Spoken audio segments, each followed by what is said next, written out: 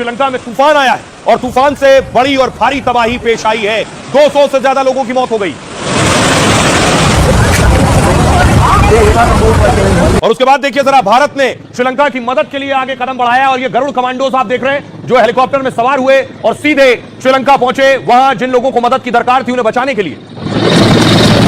प्रधानमंत्री कार्यालय की तरफ से निर्देश हुए कि श्रीलंका में जो हालात हैं उसके बाद हमें श्रीलंका में लोगों को बचाना है और भारतीय वायुसेना, भारतीय नेवी सब लगा दी गई। श्रीलंका में हालात देखिए पानी के। ये हाथी नजर आ रहे हैं आपको, हाथी डूब गए। हाथी डूबने का मतलब पानी हाथी के कद से ज्यादा है। 4 हाथी नजर आ रहे हैं, चारों हाथी पानी में बहते हुए जा रहे हैं, जो पहले ही लगभग 15-20 फीट ऊंचा हो और वो बहता हुआ जा रहा है। और पानी में न सिर्फ हाथी, आम लोग भी फंसे हुए थे जिन्हें भारतीय वायुसेना बचाने के लिए पहुंची है, रेस्क्यू कर रही है। भारतीय वायुसेना श्रीलंका में लोगों को बचा रही है। बीच पानी में फंसा एक शख्स आपको नजर आ रहा है, ये देखिए बीच पानी में फंसा हुआ है। भारतीय वायुसेना ने उसे बचाने के लिए रस्सी फेंकी है और उसे खींचा है। उसके बाद तस्वीर आपको दिखाऊं, इसी तरह देखिए जरा, ये पानी लोगों के घरों में भर गया है, सड़कों पर पानी है श्रीलंका में, लोगों के घर डूब गए, लोग खुद को बचाने के लिए छतों पर पहुंच गए।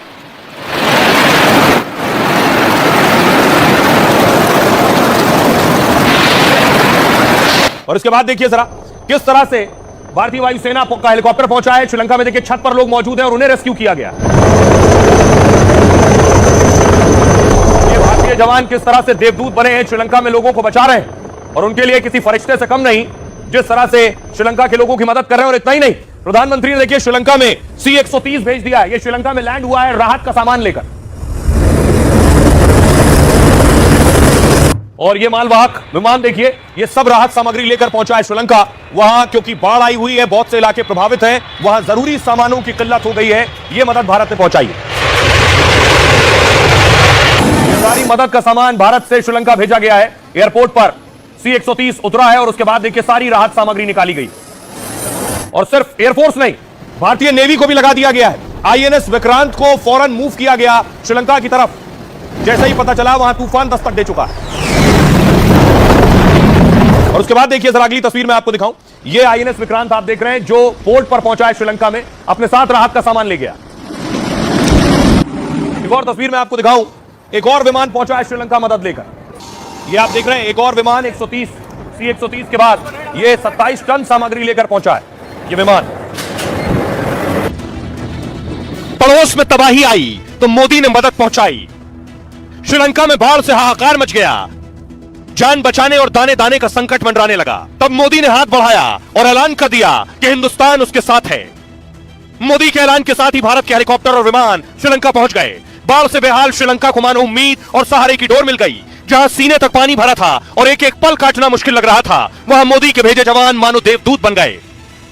भारत के ऑपरेशन सागर बंधु और उसके रेस्क्यू की पूरी दुनिया में चर्चा है और मददगार मोदी का फिर लंका समेत पूरी दुनिया में डंका बजने लगा है। और भारत हर बार एक नजीर पेश करता है कि हम अपने पड़ोसियों के साथ कैसे खड़े हैं। देखिए जरा कितनी मदद भेजी गई है, एयरफोर्स रेस्क्यू में लगी हुई है। तूफान के कहर से श्रीलंका में 200 से ज्यादा की जान चली गई, 1 लाख से ज्यादा लोग बेघर हो गए, हजारों लोग लापता हैं। तबाही इतनी बड़ी है कि श्रीलंका में इमरजेंसी घोषित कर दी गई है।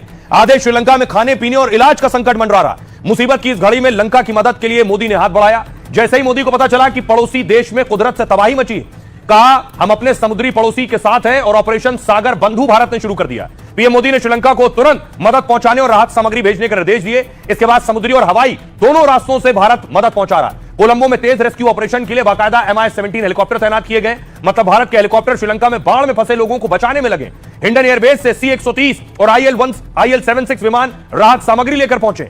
इन विमानों से करीब 30 टन राहत सामग्री और 80 NDRF कर्मी पहुंचाए गए। राहत सामग्री के तौर पर राशन, दवाइयां, मेडिकल किट जैसे उपकरण भेजे गए। पुणे, चेन्नई, वडोदरा से भी राहत सामग्री और NDRF टीम भेजने की तैयारी हो रही। INS विक्रांत और INS उदयगिरी ने समुद्री रास्ते से कोलंबो में राहत सामग्री पहुंचाई है, तो NDRF की टीम पहुंचते ही बाढ़ प्रभावित लोगों के बचाव में जुट गई है। इस तरह से कोलंबो समेत उन इलाकों में जहां बाढ़ की वजह से चलना मुश्किल हो रहा है, वहां भारत के NDRF के जवान लोगों को बचा रहे हैं और सुरक्षित जगहों पर पहुंचा रहे हैं। श्रीलंका में भारत से गए करीब 400 लोग फंसे हुए हैं, जिन्हें निकालने के लिए भारत अब खास विमान भेजेगा।